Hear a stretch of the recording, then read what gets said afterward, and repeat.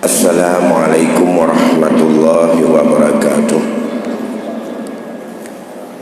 Alhamdulillah allazi an'ama alaina bi ni'matil iman wal islam.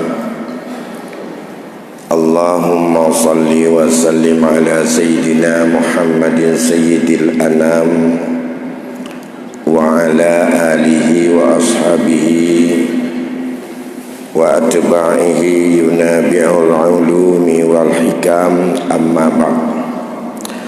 Faqala Allah subhanahu wa ta'ala fil Qur'anil Karim, a'udzu billahi minasy syaithanir rajim. Bismillahirrahmanirrahim. Wa idza ra'aital ladzina yahuduna fi ayatina fa'ridu anhum hatta yahudu fi hadisin ghairihi wa imma yansiyannaka syaitan fala taq'udu ba'da dzikra ma'al qaumidh dhalimin wa ma 'alal ladzina yattaquna min hisabihim min syai'in walakinna dzikra la'allahum yattaqun. Segenap puji beserta syukur kita persembahkan kehadirat Allah Subhanahu wa ta'ala. Selawat beriring salam keharibaan junjungan alam Nabi besar Muhammad sallallahu alaihi wasallam kepada keluarga dan sahabat beliau sekalian, kaum muslimin, bapak-bapak dan ibu-ibu sidang jamaah maghrib yang dimuliakan Allah Subhanahu wa ta'ala. Allah Subhanahu wa ta'ala mengingatkan kepada kita di dalam surat Al-An'am ayat 78 sampai 79. Andai kata kamu melihat orang-orang yang memperolok-olokkan tentang ayat kami,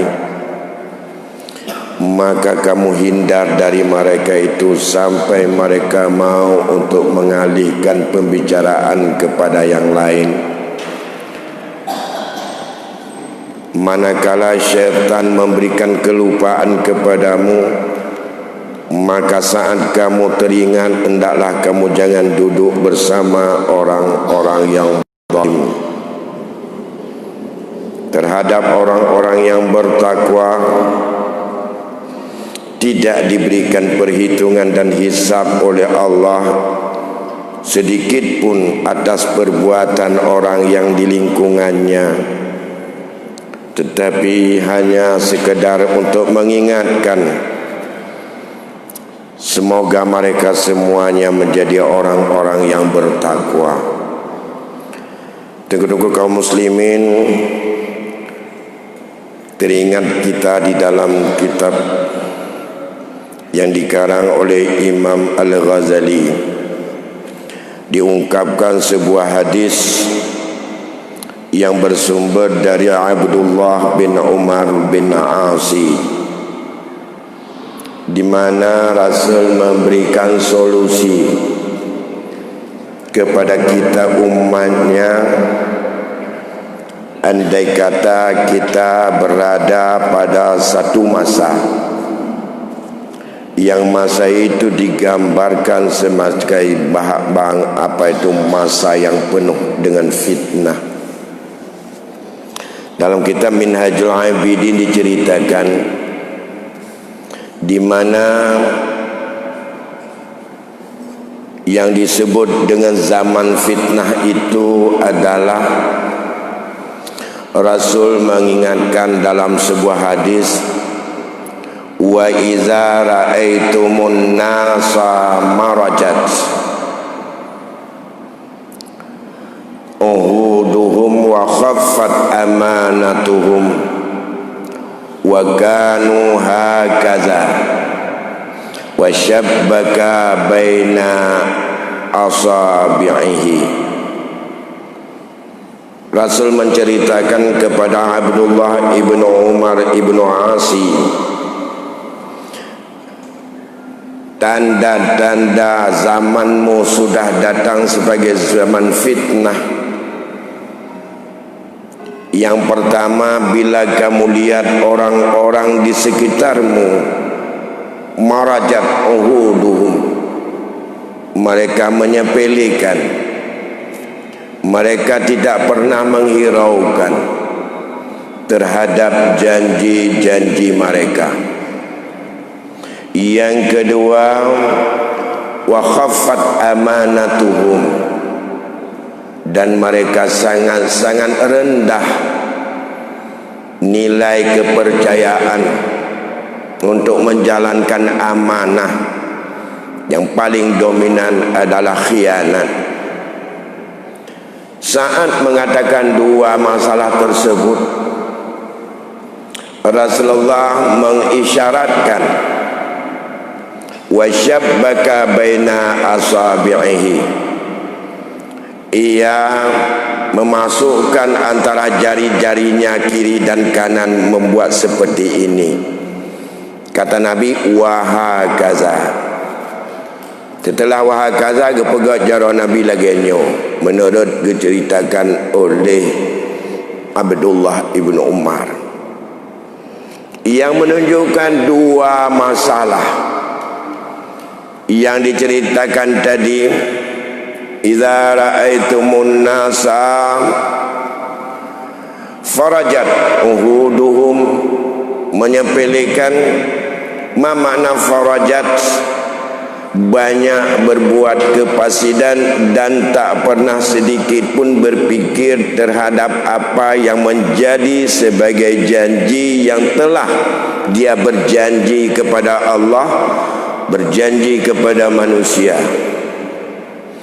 Yang kedua, khaffat amanatuhum, sangat rendah dan sangat ringan dalam hati, menganggap masalah amanah Allah, amanah manusia itu adalah hal yang sangat sepele. Jadi hal yang demikian bukan satu-satu orang buat. Kalau penyakit itu ada satu-satu, itu biasa. Tapi sudah menjamaah. Menurut kata Nabi, dua hal itu, hana fikir kepada janji untuk tak tunaikan, hana ingat kepada amanah yang huruf tak pubun, atanya kamu jamaah. Wahai kaza, kata Nabi, yang kajian ke sabab problem umat secara keseluruhan. Saat itu Abdullah ibnu Umar bertanya dengan katanya, ma asna'u inda zalika ja'alani Allahu fida'aka ya Rasulullah. Kalau itu terjadi ya Rasul, apa yang harus aku lakukan? Di mana Allah telah menjadikan aku sebagai pembela dan penebusmu ya Rasulullah. Engkau sebagai orang penyelamat kami. Kalau zaman itu terjadi seperti itu, kami harus melakukan apa ya Rasulullah? Jawab Rasulullah saat itu, alzim baitaka wa amlik alaika lisanaka wa khud ma ta'rifu wa da' ma tukrahu wa alaika bi amril khassah wada' alaika amrul ammah. Ada 5 hal itu. Yang pertama kata Rasul, alzim baitaka, kamu menetap di rumah saja, bela dua rumah daripada terbit. Dalam uraian yang lengkap hadis ini diceritakan dalam syarahnya, Abdullah bin Umar nanya lagi, kalau saya di lingkungan rumah juga itu datang, bagaimana? Masuk dalam kamarmu. Kalau saya masukkan kamar juga itu masalah itu datang lagi, seperti hari ini. Datang maulah rumah cik kan hanya baplok je itu tu. Kami nyoba komputer ini pun yang itu bit, nyoba WA pun yang itu bit, Facebook pun yang itu bit, dunia maya pun tayang, ada macam dah dengar. Ya. Dan tak mau langkah mai tak mau cik. Bagaimana ya Rasulullah? Itu kata Abdullah bin Umar. Kata Rasul, berangkat kamu ke masjid. Jadi menyolah rumah hana mapan, tamong langkama hana mapan, maka berangkat kamu ke masjid, katalah. Lantas setelah sampai ke masjid, hanya kamu terus duduk dan hanya kamu ucapkan satu sampai kamu meninggal dunia. Apa? Ya, Rabbi, Allahu Rabbi, Rabbi, Allahu Rabbi. Itu aja kamu ngomong. Dua dalam hati tanpa mati, Tuhanku, Allah adalah Tuhanku. Tuhanku, Allah adalah Tuhanku. Yang kenyan nikah tahu. Tanpa mati yang kenyan but tinggal dalam masjid. Tibit hanya untuk urusan khusus saja. Ya minta rezeki pun boleh, bina rezeki berdoa jak dalam masjid meratib dalam lagian di rumah pihak aman. Tapi punya di rumah adanya terbuka. Maka kita akan membaca, rupanya persoalan tadi juga masuk. Kalau demikian tinggalkan itu, masuk ke masjid iktikaf dan hanya Rabbi Allahu Rabbi, Rabbi Allahu Rabbi. Itu aja. Tuhanku, Allah adalah Tuhanku, Tuhanku, Allah Tuhanku. Itu dia kamu ngomong. Sampai kapan saya dengar itu? Sampai kamu meninggal dunia. Ya. Bapak Ibu yang berbahagia, itu yang pertama tadi. Alzim baitaka. Kamu lebih banyak menetap di rumah. Ya. Kamu persiapkan jiwamu untuk betah tinggal di rumah. Jangan kita menghibur diri dengan di luar. Terserah untuk kita bisa alzim fil bait. Apa yang harus lakukan? Menyolalai di Gedanyo dengan pula bungong, kagak pula bungong. Kalau kita orang yang jiwa membaca, ya ambil buku yang baik-baik membaca.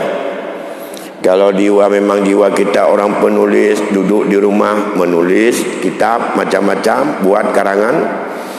Kalau kita memang lebih asyik untuk barangkali ada kreativitas untuk keterampilan buat lemari, apa ada tanya. Kalau kita punya keahlian dalam rangka untuk membuat seni atau untuk membersihkan, ya santai-santai ya, cat-cat rumah kalau ada pegang apa pun je. Pokoknya sibukkan, ciptakan di rumah supaya kamu menarik lebih daripada apa yang kamu keluar. Satu.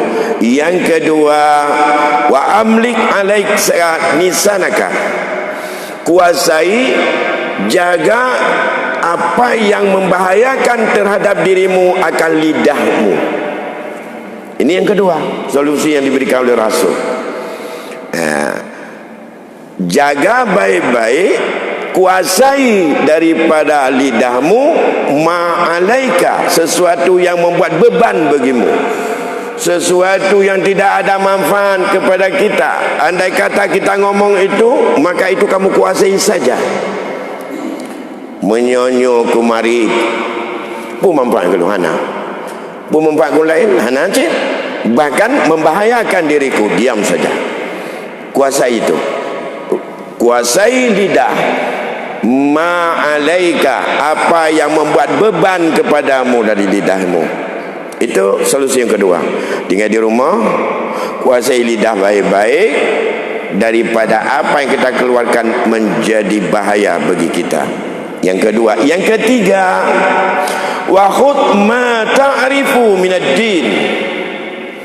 Ambil, amalkan apa saja yang sudah kamu tahu yang menyangkut ketentuan agama. Yang diudah agama yang tepu, laksanakan semuanya.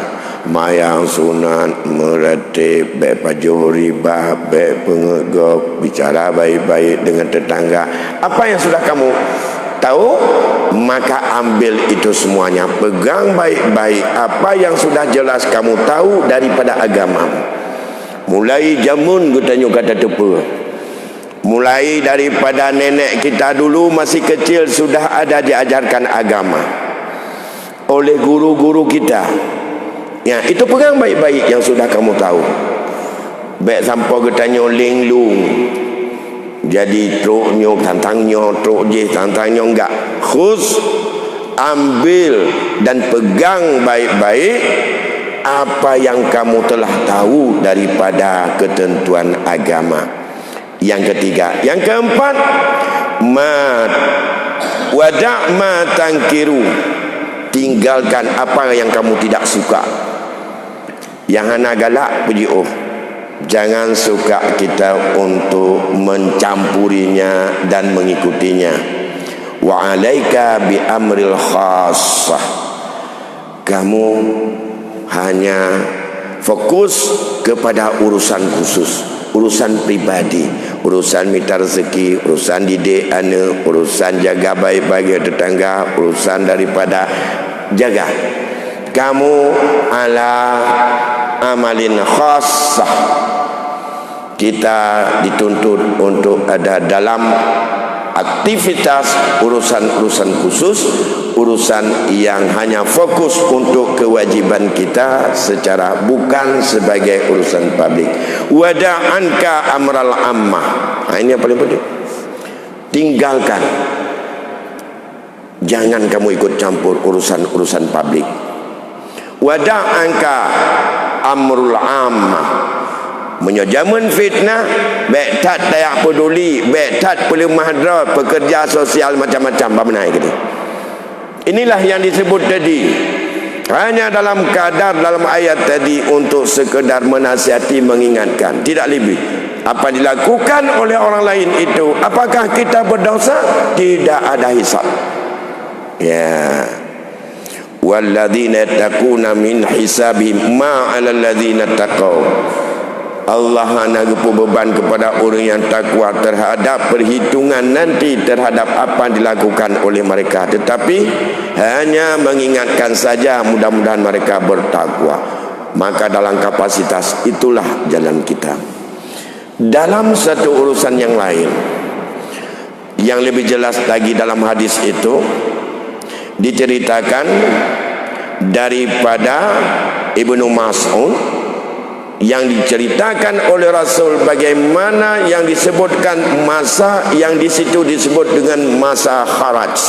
Kalau tadi disebut dengan masa fitnah, kalau ini disebut, kalau kamu nanti akan menemukan, yaitu keadaan hidup dalam zaman kharaj, di mana Rasul mengatakan, in yudfa an umurika fasayati alaika zamanon kasirul khutaba qalilul ulama kasirus su'al qalilul mu'tah al hawa fihi qaidul ilmi.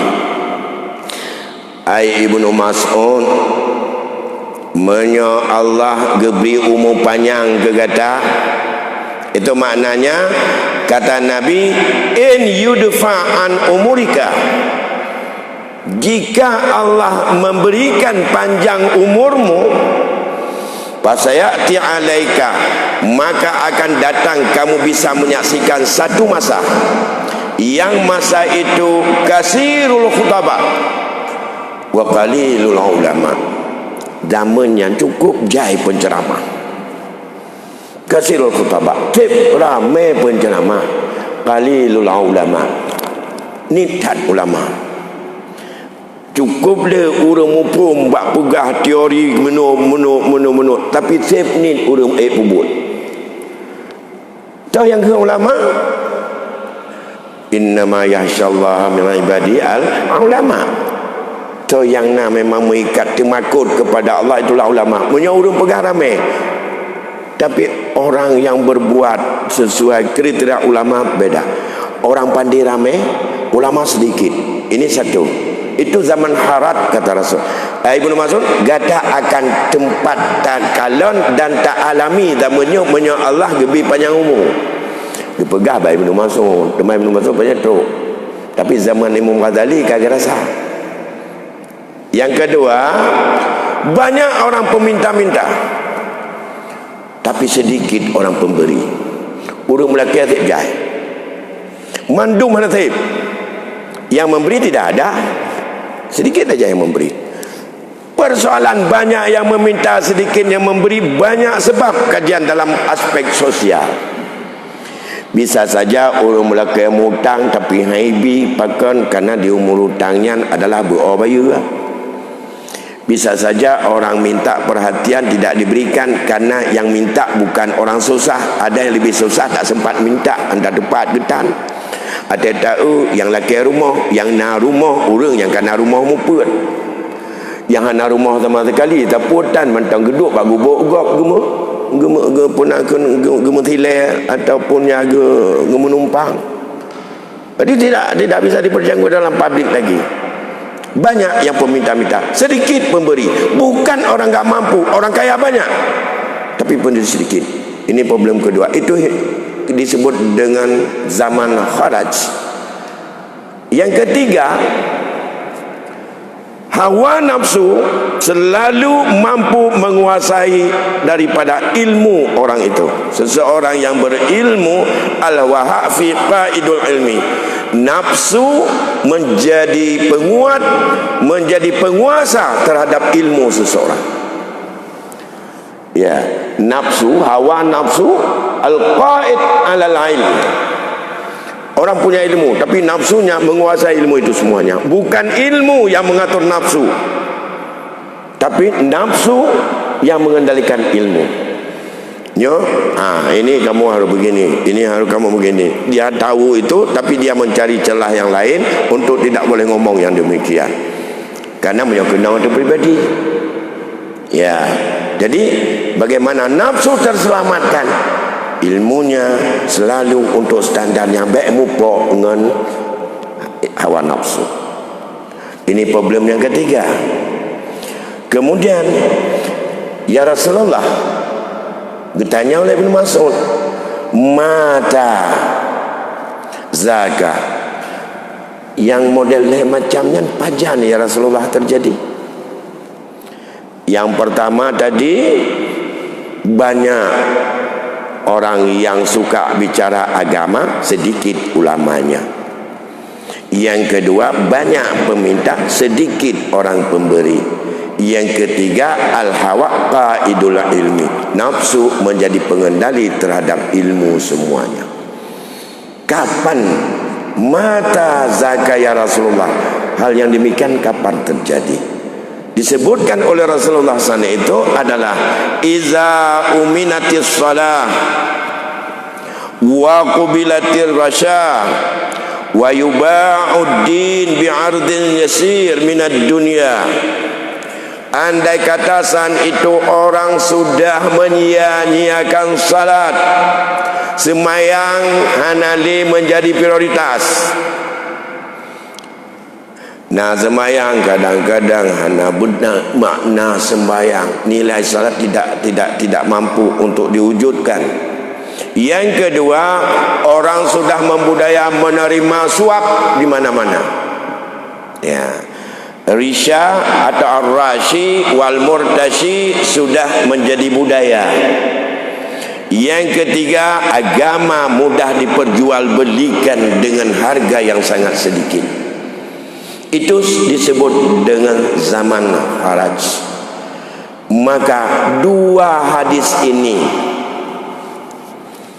disimpulkan oleh para ulama awal termasuk Imam Ghazali dan ulama sufi, disebut kondisi yang digambarkan oleh Rasul dalam hadis Abdullah bin Umar satu dan hadis Ibnu Mas'ud yang kedua. Yang hadis dua hadis ini sahih, adalah gambaran zaman tersebut wajib uzlah.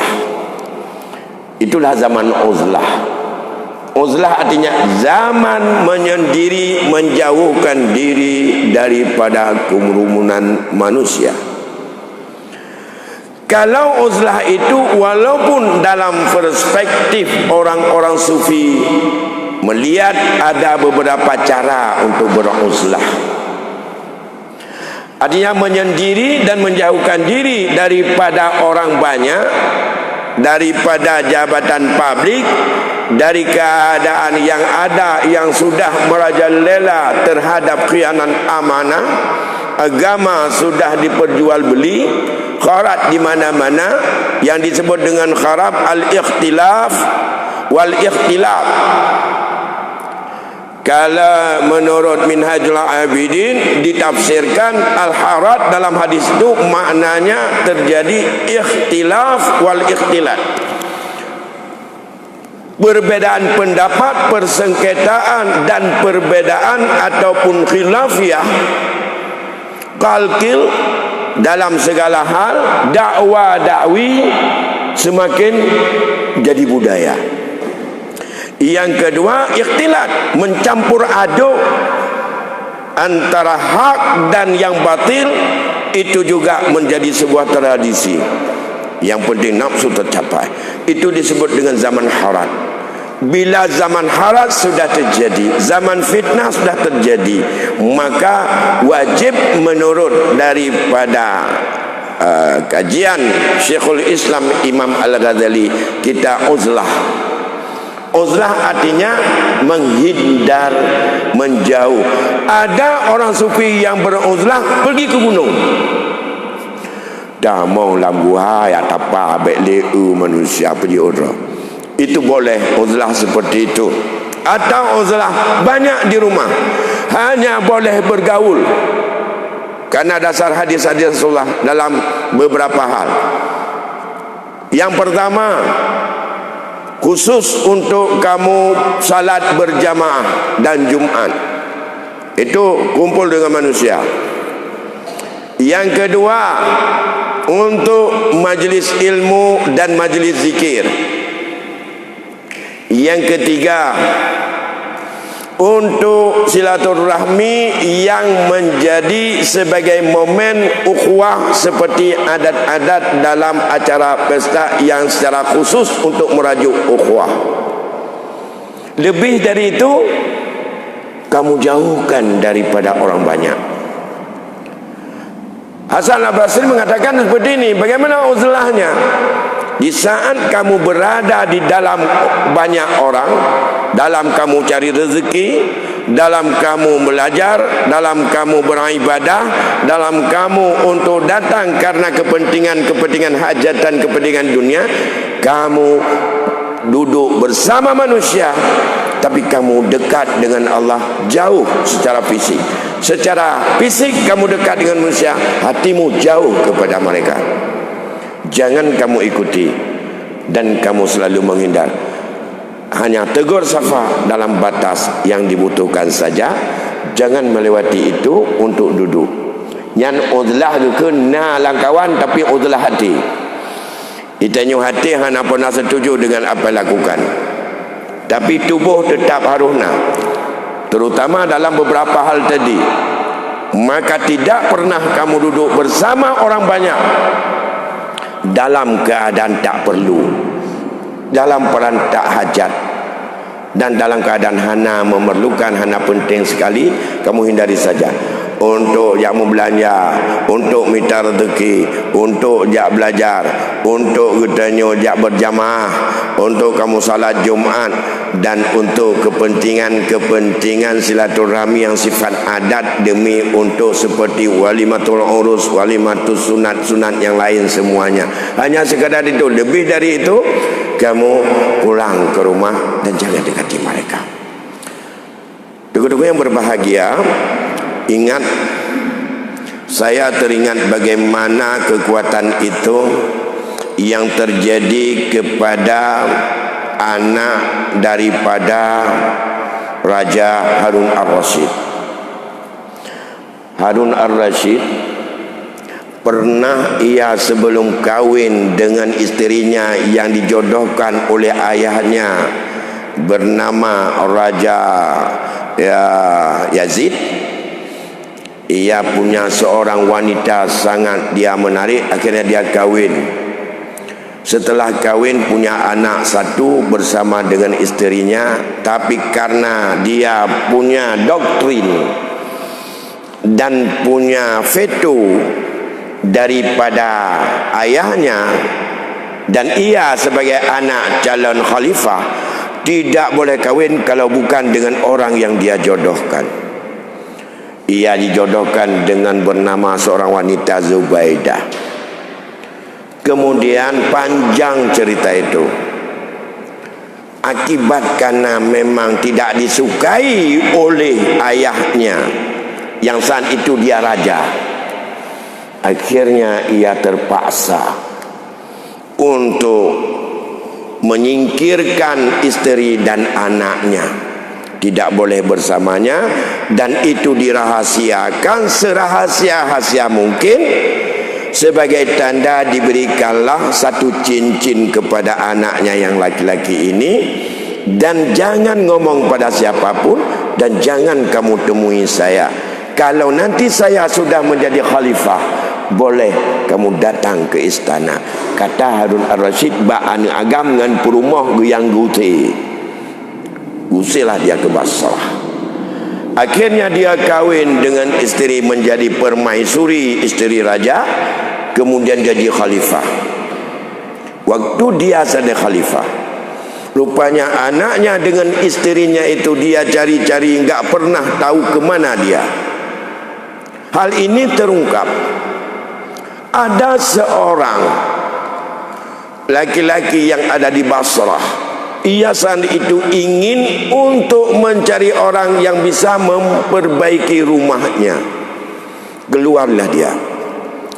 Akhirnya dia temukan seseorang mengatakan bahawa ada seorang anak muda yang sangat ganteng, dan dia itu baik bersama dengan alat pertukangannya, dan ia bersedia untuk kamu pekerjakan. Akhirnya dia dekati dan dia tanyakan. Ia bersedia kerja pagi sampai sore untuk satu hari. Ditanya berapa ongkos? Hanya 1 dinar dan 1 ikat, kata dia. Kemudian dia bawa pulang kerja. Begitu kerja, hebat sekali kerja dia. Akhirnya sore dikasih ongkos. Kemudian minggu keluar, dia butuh lagi untuk bantuan dia. Dikerjakan lagi dia. Datang lagi, dia cari dan dibawa. Pekerjaan dia berbanding 3 orang lain kerja. Kemudian dikasihlah ongkos, bukan 1 dinar, 2 dinar. Ya. Dia tidak mau, karena dia enggak boleh lebih 1 dinar. Kemudian marah istrinya karena yang bekerja tadi tidak mau mengambil, karena dikasih 2 dinar. Dia tinggalkan itu semuanya, dia ambil barang pulang, tidak diambil ongkos. 1 minggu kemudian dia cari, karena istrinya marah-marah, masa orang bekerja abang tidak berikan gaji? Kasih gaji dia, karena tidak mau 2 dinar dikasih tadi. Akhirnya 1 dinar tidak didapat, yang 2 dinar tidak dikasih. Dia pulang. Begitu ditanya-tanya, dikatakan bahwa anak muda itu dalam keadaan sakit dan ia enggak keluar. Dicarilah. Akhirnya ditunjuk rumahnya yang sangat kecil. Dia hanya sendiri, tidak ada apa-apa. Hanya yang ada dia bersama dengan alat pertukangannya. Kemudian dikatakan, saya punya hajatan. Dia sakit saat itu, sedang sakit, tak keluar. Saya punya hajatan, menginginkan untuk membantu sesama. Saya menginginkan kamu untuk aku bawa ke rumah saya untuk mudah saya rawat. Mau enggak? Dijawab oleh dia, betul kamu ingin merawat saya dan menjaga saya, mengobati saya? Betul. Boleh, tapi ada 3 syarat, kata dia. Saya mau. Yang pertama, jangan ajak saya makan kalau tidak saya minta. Jangan. Itu yang pertama. Yang kedua, kalau saya meninggal dunia, maka balutlah saya dengan baju jubahku ini. Yang lain.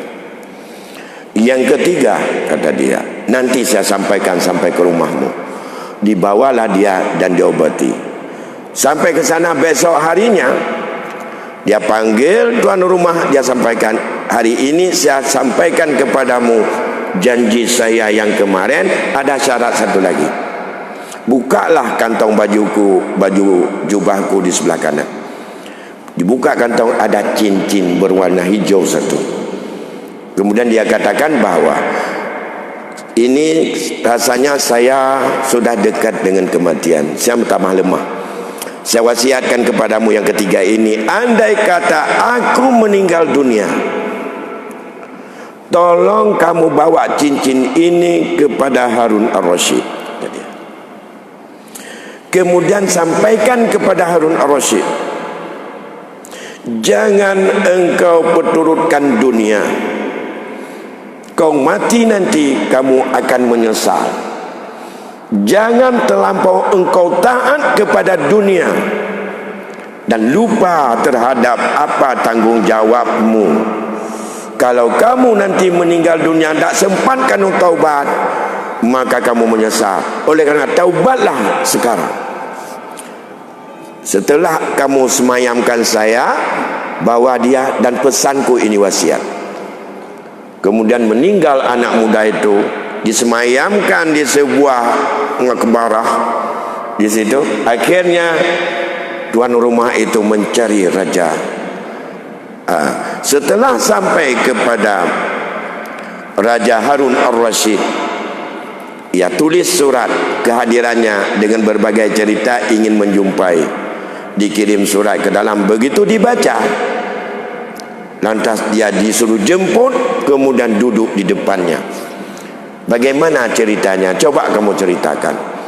Saat itulah dia, setelah menceritakan ia seorang tukang, hanya sendiri dan tidak punya apa-apa di rumah, sakit sampai dengan akhirnya saya kebumikan dia. Ia punya wasiat.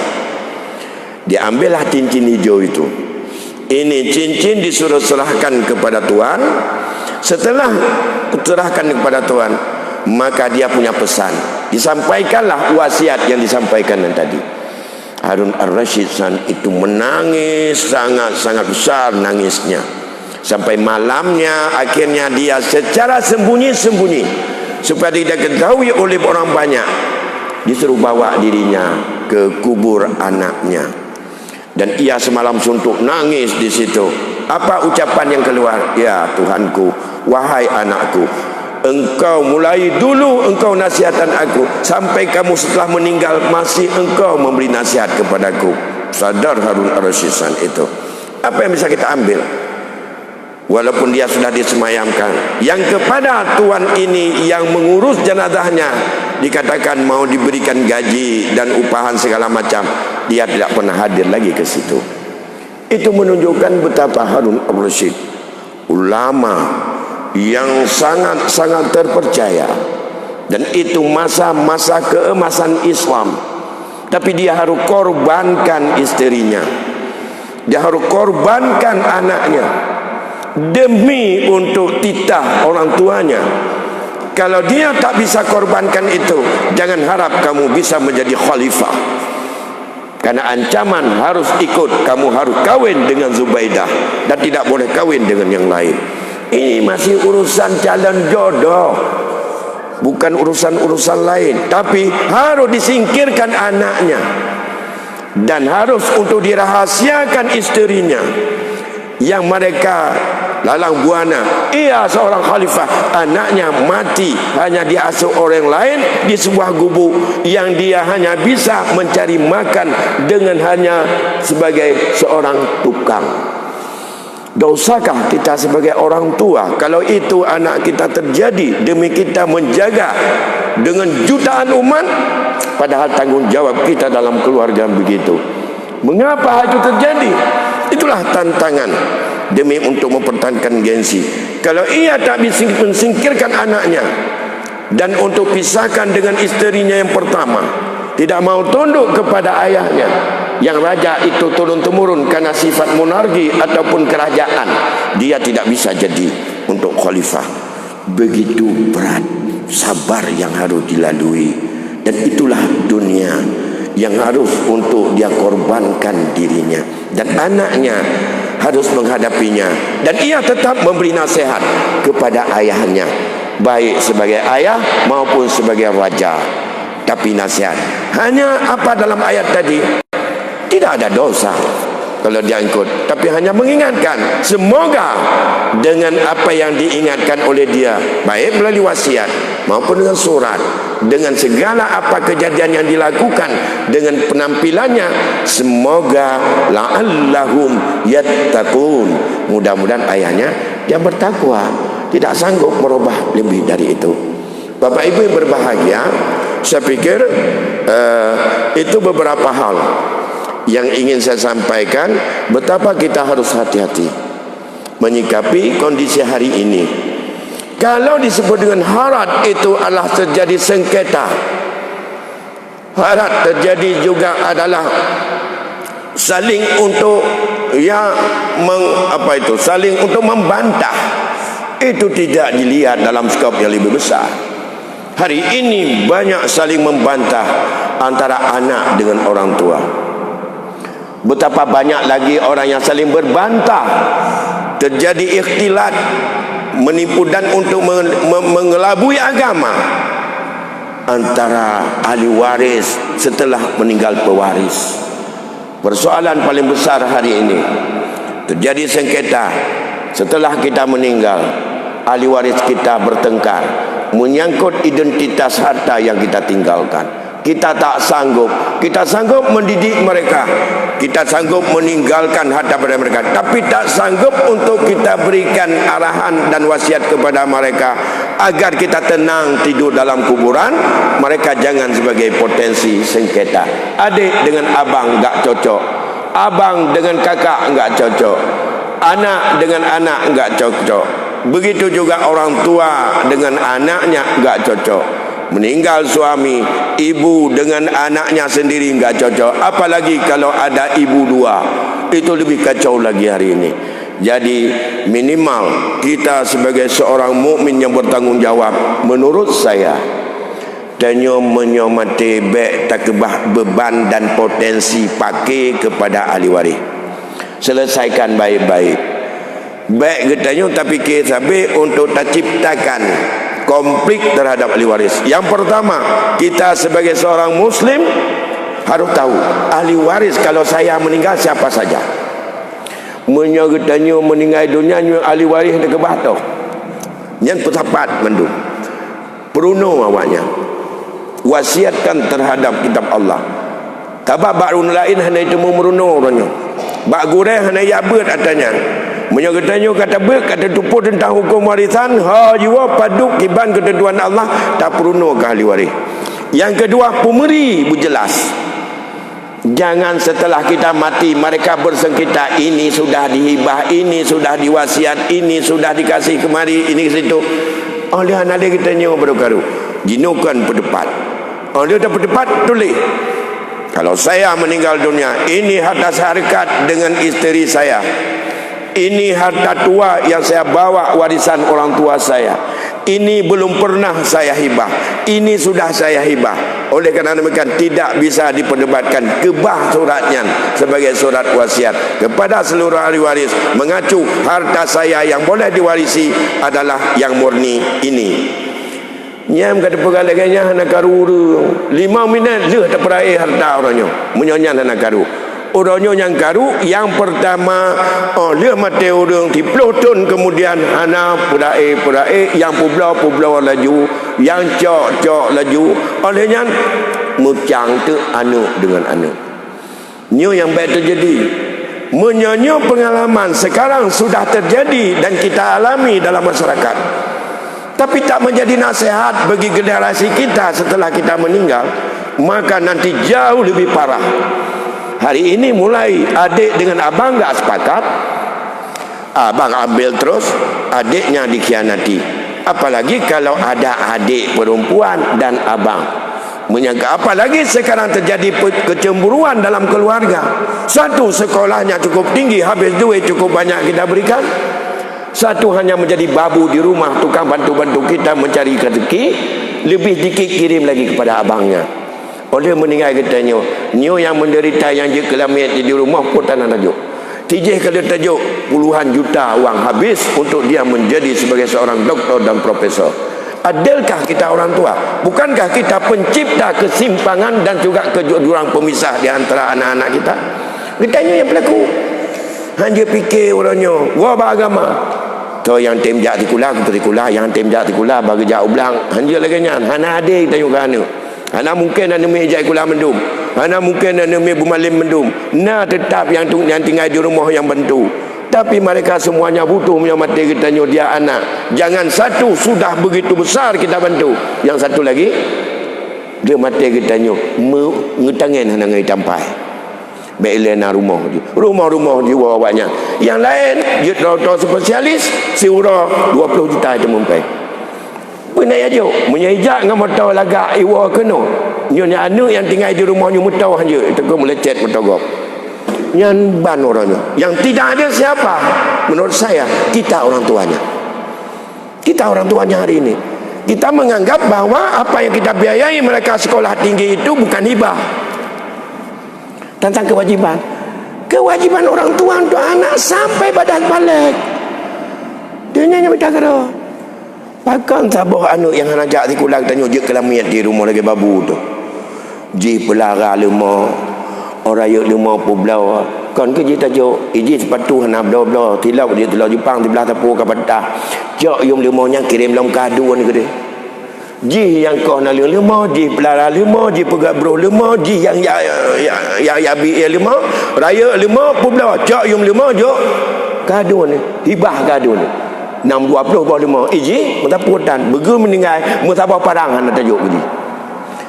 Inilah orang tua yang kita tidak berpikir objektif dalam hal ini, maka potensi terjadi kesimpangan siuran menjadi guru bagi kita. Saya pikir itulah beberapa hal yang ingin saya sampaikan.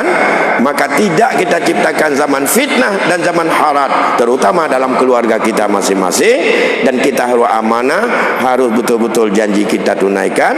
Kalau kita perhatikan anak-anak kita harus betul-betul adil. Lebih kurang saya mohon maaf atas segala perhatian. Saya ucapkan terima kasih. Wassalamualaikum warahmatullahi wabarakatuh.